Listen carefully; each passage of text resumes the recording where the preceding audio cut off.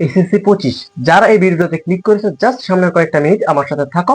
ICT প্রথম পত্রের অধ্যায়গুলা যে টাইপ আছে প্রত্যেকটা টাইপ কভার করার চেষ্টা করব। প্রথম অধ্যায় থেকে যেই একটা সৃজনশীল আসবে এন্ড এই টাইপগুলোর ভিতরে থাকবে। জাস্ট কয়েকটা মিনিট আমার সাথে মনোযোগ দিয়ে থাকো। ভার্চুয়াল রিয়েলিটি অর্থ হচ্ছে তোমার কৃত্রিম বাস্তবতা, বাস্তবের মতো নয় তবে কৃত্রিম বাস্তবতা, একটা কৃত্রিম পরিবেশ সৃষ্টি হয়। ভার্চুয়াল রিয়েলিটি হলো হার্ডওয়্যার ও সফটওয়্যারের মাধ্যমে তৈরিকৃত কৃত্রিম পরিবেশ যা ব্যবহারকারীর কাছে বাস্তবের মতো মনে হয়। তোমাকে সৃজনশীলের গড় মধ্যে বা গহর মধ্যে যে কোনো একটা হিন্ট দেওয়া থাকবে, তোমাকে বলবে যে এটা কি, এটা কি।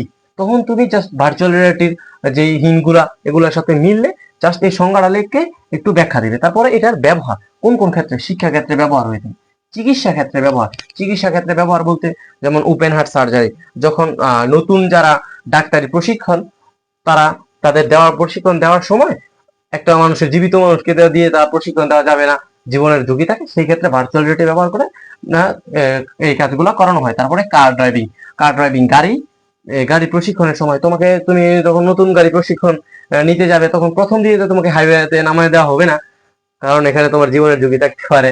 তো সেই ক্ষেত্রে ভার্চুয়াল রিয়েলিটি ব্যবহার করে তোমাকে কার ড্রাইভিংটা বর্তমানে প্রশিক্ষণ করা হয়। তারপরে বিমান পরিচালনা, এয়ারফোর্সে যুক্ত হয় যারা, তাদেরকে বিমান পরিচালনার ক্ষেত্রে তোমার ভার্চুয়াল রিয়েলিটিটা ব্যবহার করা হয়।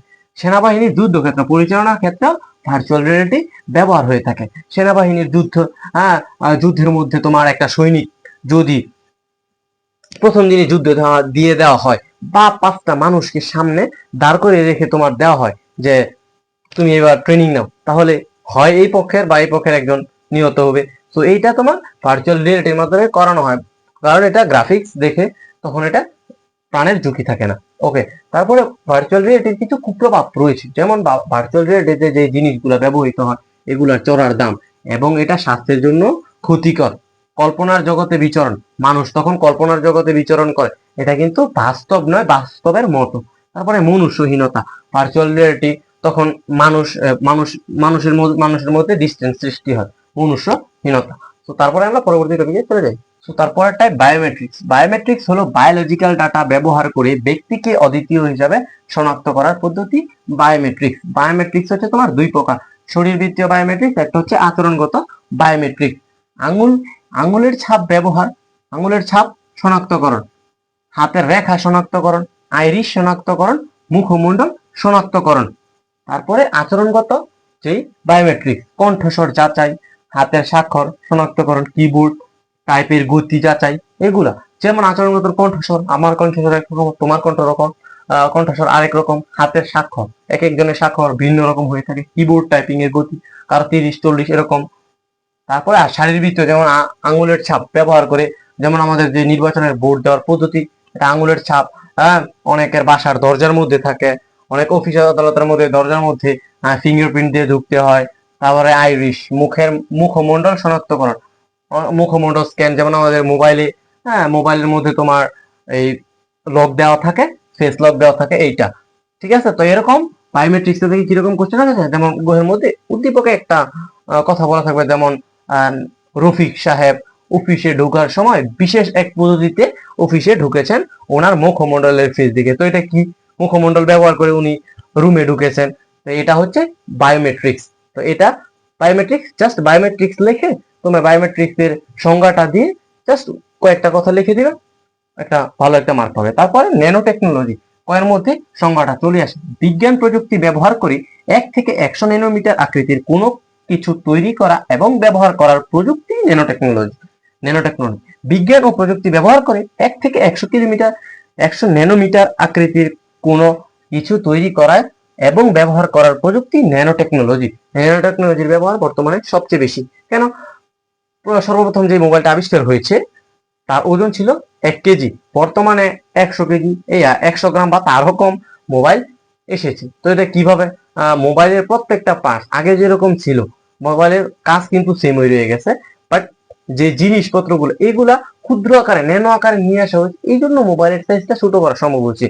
তারপর তোমার ধরো এই কম্পিউটার, প্রথম যে কম্পিউটারটা একটা ঘরের মধ্যে রাখা হয়েছে, বর্তমানে ট্যাব চলে আসছে, ল্যাপটপ চলে আসছে, এই যে হাতে রাখা যায়, সঙ্গে নিয়ে ঘোরা যায়, তো এগুলো কিভাবে সম্ভব হচ্ছে? এই ন্যানো টেকনোলজি ব্যবহার করে। তো তারপরে আমরা পরবর্তী টাইপে চলে যাই। সো পরের টপিক ক্রায়োসার্জারি। ক্রায়োসার্জারি থেকে কোশ্চেন আসে। ক্রায়োসার্জারি হলো অত্যন্ত নিম্ন তাপমাত্রায় শরীরের রোগ আক্রান্ত কোষসমূহকে ধ্বংস করা হয় এমন একটি চিকিৎসা পদ্ধতি।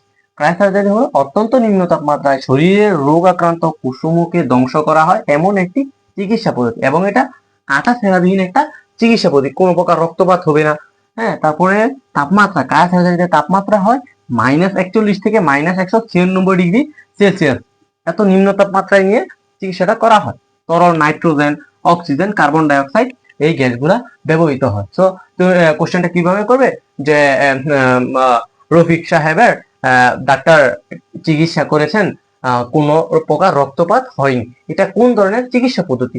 তো তুমি বুঝতে পারছো কাটা সেরাবি রক্তপাত বিহীন, যেহেতু বলছে কাটা সেরা বিহীন চিকিৎসা পদ্ধতি এবং এটা রক্তপাত হবে না, তো এটা ক্রায়োসার্জারি। জাস্ট ক্রায়োসার্জারিটা লিখে একটু এই বর্ণনাগুলো, যে বর্ণনাগুলো দিচ্ছি দিবা, জাস্ট হয়ে যাবে। তারপরে বায়োমেট্রিক্স। বায়োমেট্রিক্স হচ্ছে জীববিজ্ঞানের সমস্যাগুলো যখন কম্পিউটার প্রযুক্তি ব্যবহার করে সমাধান করা হয় তখন তাকে বায়োমেট্রিক্স বলে। এটা কয়ের মধ্যে চলে আসে, জীববিজ্ঞানের সমস্যাগুলো যখন কম্পিউটার প্রযুক্তি ব্যবহার করে সমাধান করা হয় তখন তাকে বায়োমেট্রিক্স বলে, বায়ো ইনফরমেট্রিক্স বলে। ওকে, তারপরের টপিকে চলে যায়। ওকে, পরবর্তী টাইপটা দেখে নেওয়া যাক, রোবোটিক্স।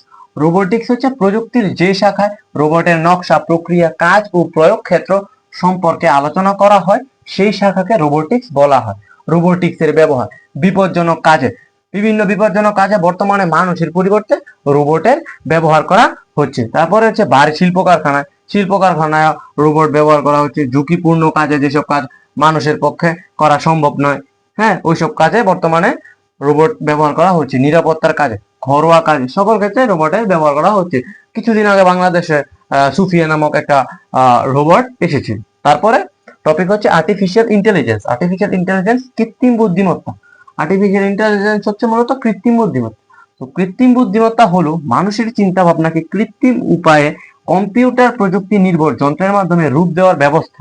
ঠিক আছে, কৃত্রিম বুদ্ধিমত্তা হলো মানুষের চিন্তা ভাবনাকে কৃত্রিম উপায়ে কম্পিউটার প্রযুক্তি নির্ভর যন্ত্রের মাধ্যমে রূপ দেওয়ার ব্যবস্থা। এটাই হচ্ছে আর্টিফিশিয়াল ইন্টেলিজেন্স। আর্টিফিশিয়াল ইন্টেলিজেন্সের 6টি ক্ষেত্র রয়েছে: machine learning, natural language process, তারপর হচ্ছে speech recognition, vision, expert system, এইগুলা। তো যে টপিকগুলো আলোচনা করেছি, যদি তুমি মডেল টেস্ট নিয়ে বসা, দেখবা যে প্রত্যেকটা সৃজনশীল এই টপিকগুলোর ভিতর থেকে আসছে। তোমার কাজ হবে প্রত্যেকটা টপিক তুলে ফেলা এন্ড এগুলো ভালোভাবে পড়া। প্রথমত থেকে যেই একটা কোশ্চেন আসবে ইনশাল্লাহ এগুলোর ভিতরেই থাকবে। তো আমাদের চ্যানেলটা সাবস্ক্রাইব করে পাশে থাকবা এন্ড পরবর্তী প্রত্যেকটা অধ্যায়ের টপিক ওয়াইজ টপিক দেওয়ার চেষ্টা করবো ইনশাল্লাহ।